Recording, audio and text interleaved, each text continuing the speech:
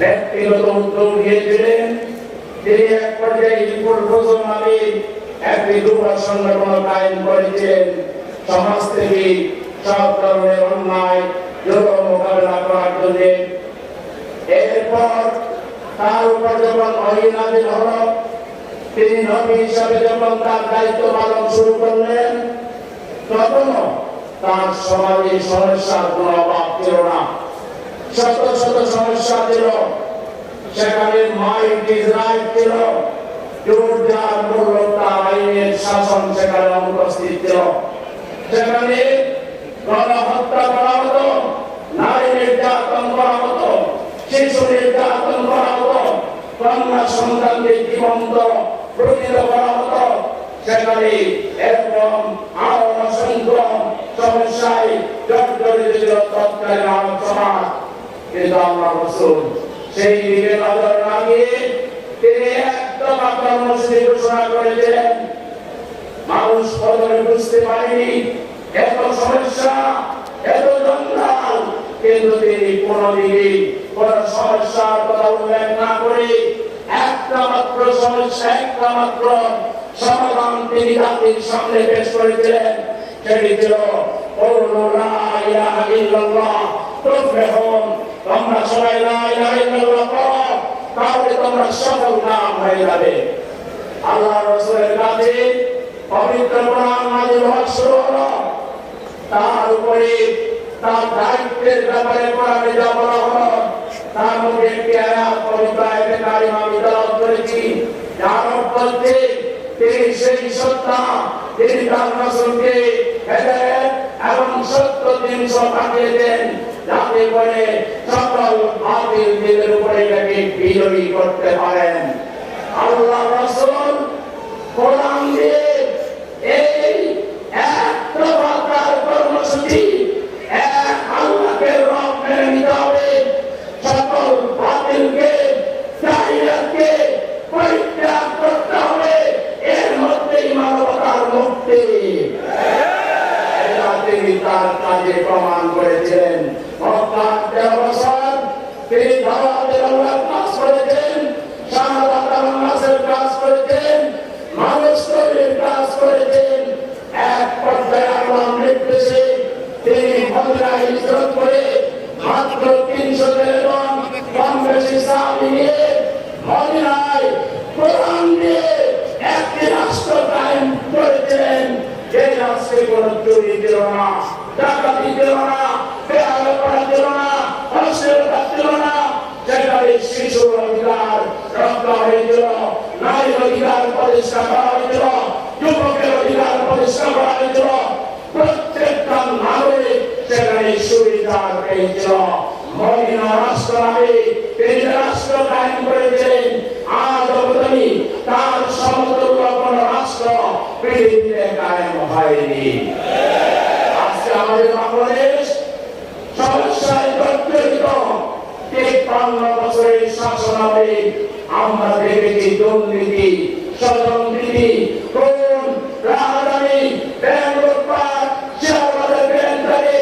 আমরা দেখেছি মানুষের উপরে জুলুম, নির্যাতন, আয়না করে মানুষকে কিভাবে ধীরে ধীরে দুর্বিষহ জীবনযাপন করতে বাধ্য করা হয়েছে। আমরা সেটা প্রত্যক্ষ করেছি। আমরা পরিষ্কার বলতে চাই, আমাদের ছাত্র সমাজ, গণমানুষ জাতির মনের ভাষায়, ইমানের ভাষায়, আল্লাহর ভাষায় তার একটা স্লোগান দিয়েছে, উই ওয়ান্ট জাস্টিস। এই জাস্টিস যদি কায়েম করতে হয়, বাংলাদেশে কোরআনকে, দ্বীনকে কায়েম করতে হবে। আপনার হাতে মুক্তিন এর ভিত্তিতে 18 কোটি মানুষ আমরা যদি ঐক্যবদ্ধ হতে পারি, বাংলাদেশের উপর আর কেউ দাদাগিরি করতে পারবে না। কোরআনের সমাজ যদি প্রতিষ্ঠা করতে হয়, তাহলে আমাদেরকে তার পদ্ধতি আমাদেরকে শিখতে হবে মুহাম্মদুর রাসূলুল্লাহ সাল্লাল্লাহু আলাইহি ওয়াসাল্লামের জীবন থেকে। লাকাদ কানা লাকুম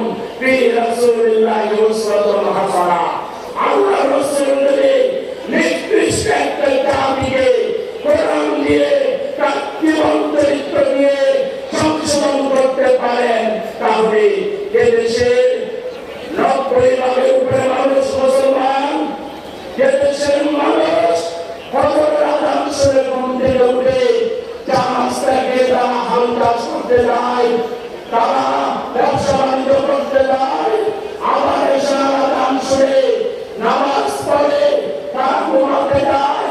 দেশের মানুষ আল্লাহকে বিশ্বাস করে আল্লাহর বিরুদ্ধে কটূক্তি করলে জাতি চলে উঠে, যে জাতি রাসূলকে নেতা মানে, যে বাংলাদেশের রাজধানীকে বলা হয় মসজিদের শহর, মসজিদের নগরী, সেই বাংলাদেশকে গঠন করার জন্য আমাদের 20 দফা 30 দফা 50 দফা লাগবে না।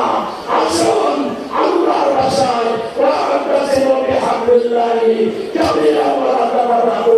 18 কোটি মানুষ কোরআনের ভিত্তিতে, ইসলামের ভিত্তিতে আমরা ঐক্যবদ্ধ হই। বাংলাদেশের সমস্যা সমাধানে মাত্র 5 বছর লাগবে।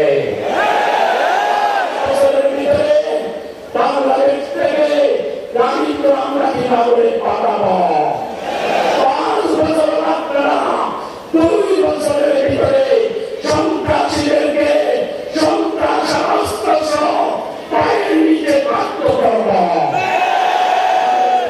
কোন সন্ত্রাস চলবে না, কোন হবে না, রাজনীতি হবে না।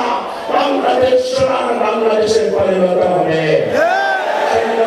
বাংলাদেশ প্রতিষ্ঠায় আমাদেরকে জনগণের কাছে যেতে হবে, দাওয়াত দিতে হবে, ইসলামের সৌন্দর্য তুলে ধরতে হবে, রাসূলের আদর্শ তুলে ধরতে হবে।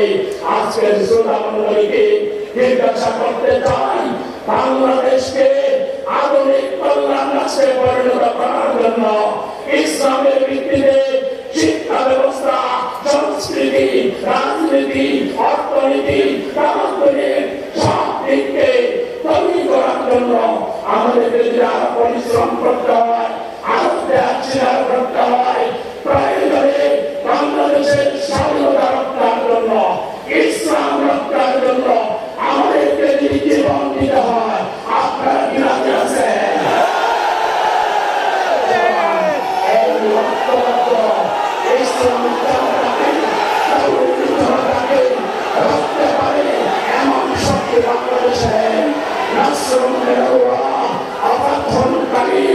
আমাদের বিজয় এসেছে, চূড়ান্ত বিজয়ের যাত্রা আজকে থেকে শুরু হলো।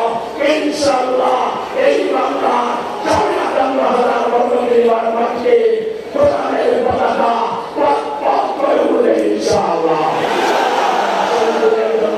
দায়িত্ব ধারণ করব, মিলেমিশে চলব, বাংলার আপামর জনগণকে আমরা ভালোবাসবো, তাদের কল্যাণে কাজ করবো। আল্লাহ আমাদেরকে সেই তৌফিক দান করুন।